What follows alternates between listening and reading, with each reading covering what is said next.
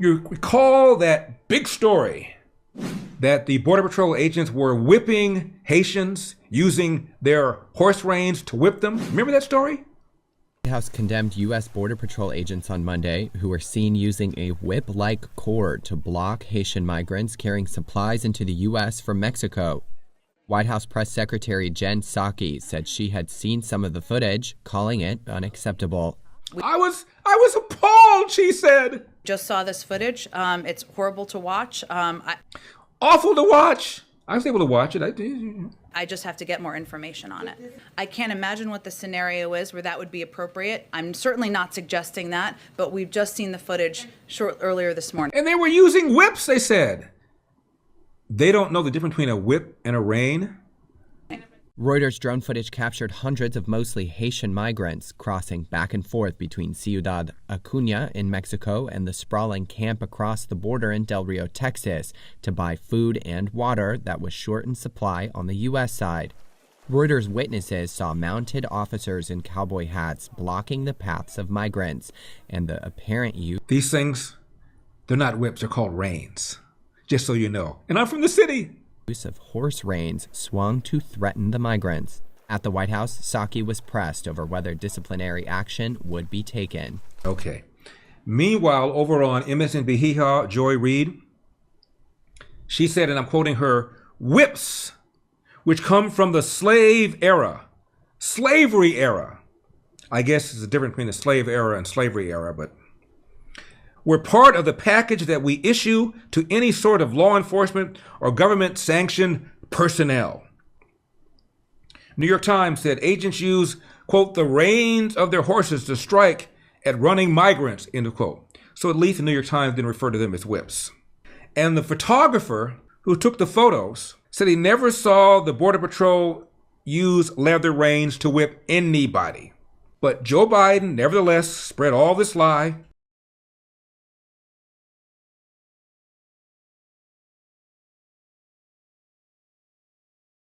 Meanwhile, it turns out it wasn't true. Has anybody apologized? Anybody said we got this wrong? Did Joy Reid over on MSNBC say, I shouldn't have covered this, let alone compare this to the slave or slavery era? No. In fact, the White House is still going to discipline one agent for using, quote, denigrating and inappropriate language and to have maneuvered his horse unsafely. Investigators recommended that 4 agents be punished with degrees of discipline ranging from a letter of reprimand to termination. But you accuse them of whipping these Haitian migrants. You accuse them of using whips reminiscent of the slavery era. You're wrong. But to save face, they still are going to discipline at least 4 of these agents. It isn't like we need agents on the border when our borders are being overrun. And now you might even terminate some or all of these agents. Now, Senator Merkley is a senator from Oregon, and they are back to blaming skyrocketing gas prices on gouging, petroleum pirates, he put it. The big oil companies are the ones ripping us off. They made $205 billion in profits last year, and they're doing massive amounts of stock buybacks. Okay. Sigh. He knows how much in profits he says they make. They give a number. And you're supposed to go, oh my God, what a lot of money that is. Of the top 10 industrial sectors in America, the oil and gas industry is number 10 in terms of return on equity.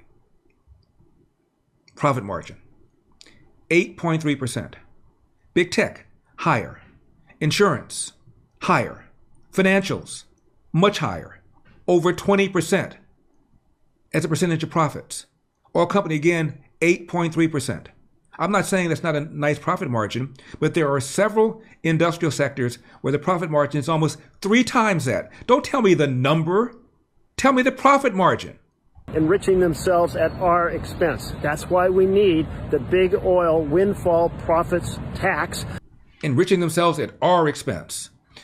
Let me ask some of you on the left who are watching my video, and I appreciate that. By the way, smash that like button, subscribe, and we put up a new video every single day on Epic TV.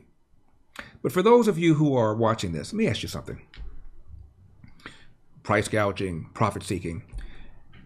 Have you ever turned down a raise? Your boss comes to you and says, you're doing a good job, here's a raise. You ever said, I make enough money, I don't want to gouge. You ever done that? You ever sell a house? Do you sell the house for as little as you can get for it or as much as you can get for it? Somebody has bid on your home and is bidding more than the asking price. Have you gone, I just couldn't do that to you. You have a family. I couldn't take food out of their mouths. Your kid needs braces. Have you done that? But somehow, when oil companies and other businesses seek to make as much money as they can, somehow that's gouging. That would put money out of their pockets and into working Americans' pockets to offset the cost where they're gouging us. So let's make price gouging illegal. Let's pass the windfall profits tax. Many states have already passed laws making price gouging illegal. California is one of them. It is illegal to price gouge, however you define that. And I'm old enough to have been around when Congress and various state legislatures have set up committees to investigate price gouging by oil and gas companies. And you know what happens? Nothing. These are people who've never run a hot dog stand, telling a complicated business like oil and gas business what their profit margins ought to be. And above that is considered to be price gouging. How come nobody's gone to jail? It is illegal to price gouge. It is illegal to collude and set prices. How come nobody goes to jail? It's all BS. These people have never taken the Econ 101 course. And get a fair, square deal for every American. And then they took to attacking the owners of gas stations. One more time, only 1% of gas stations are owned by oil and gas companies. Most of them are independently owned. Most of them are owned by families. We would call them mom and pop outfits. And they make very little money, if any, on gas. They make their money on when we go into that convenience store, we buy cigarettes, buy milk, buy eggs, buy lottery tickets. That's how they make their money. They make very little money on gas. But that doesn't matter to people like this. There's a word for people like that. It's called demagogue. Now let's turn to the U.S. military. The U.S. military is struggling to meet its fiscal year 2022 recruits.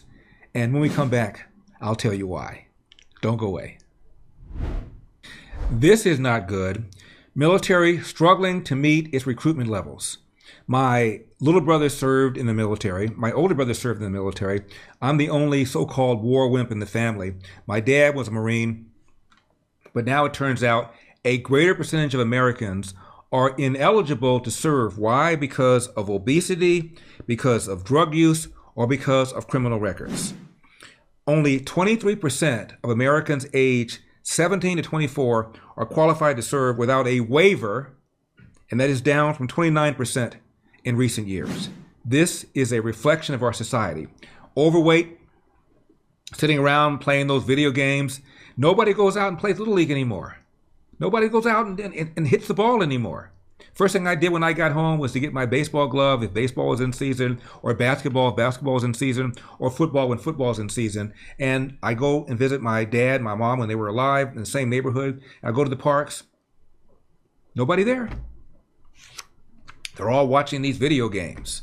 And apparently, if you watch a lot of video games and you don't get out and exercise, you tend to get a little heavy.